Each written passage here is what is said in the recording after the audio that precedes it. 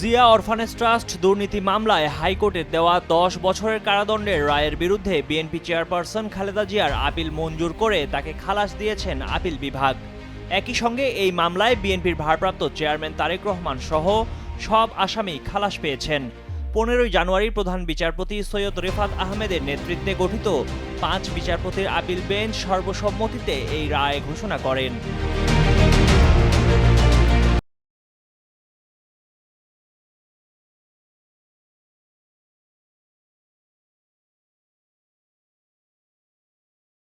রায়ে আদালত বলেছেন, প্রতিহিংসার বশবর্তী হয়ে এ মামলা করা হয়েছিল।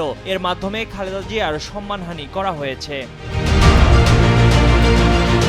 ১৪ জানুয়ারি জিয়া অরফানেজ ট্রাস্ট দুর্নীতি মামলায় সাজা বাড়িয়ে হাইকোর্টের দেওয়া ১০ বছরের কারাদণ্ডের বিরুদ্ধে বিএনপি চেয়ারপারসন ও সাবেক প্রধানমন্ত্রী বেগম খালেদা জিয়ার আপিলের ওপর শুনানি শেষ হয়।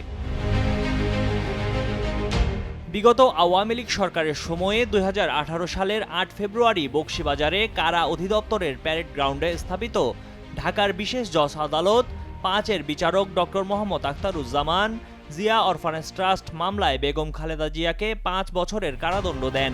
একই সঙ্গে বেগম খালেদা জিয়ার ছেলে ও বিএনপির ভারপ্রাপ্ত চেয়ারম্যান তারেক রহমান, মাগুরার সাবেক এমপি কাজী সালিমুল হক কামাল, ব্যবসায়ী শরফুদ্দিন আহমেদ, ডক্টর কামাল উদ্দিন সিদ্দিকী ও মমিনুর রহমানকে ১০ বছর করে কারাদণ্ড দেন আদালত।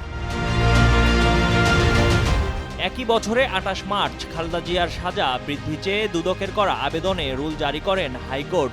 এরপর সাজা বৃদ্ধিতে দুদকের আবেদনে জারি করা রুল যথাযথ ঘোষণা করে ২০১৮ সালের ৩০ অক্টোবর বিচারপতি এম এনায়েতুর রহিম ও বিচারপতি মোহাম্মদ মোস্তাফিজুর রহমানের সমন্বয়ে গঠিত একটি হাইকোর্ট ডিভিশন বেঞ্চ খালেদা জিয়ার সাজা ৫ বছর থেকে বাড়িয়ে ১০ বছর করেন।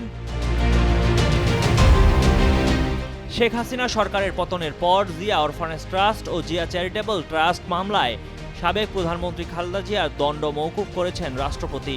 তবে রাষ্ট্রপতির এই ক্ষমার পরেও মামলা দুটি আইনগতভাবে লড়ার কথা জানিয়ে বিএনপির আইনজীবীরা বলেন, বেগম খালেদা জিয়া আইনের প্রতি শ্রদ্ধাশীল।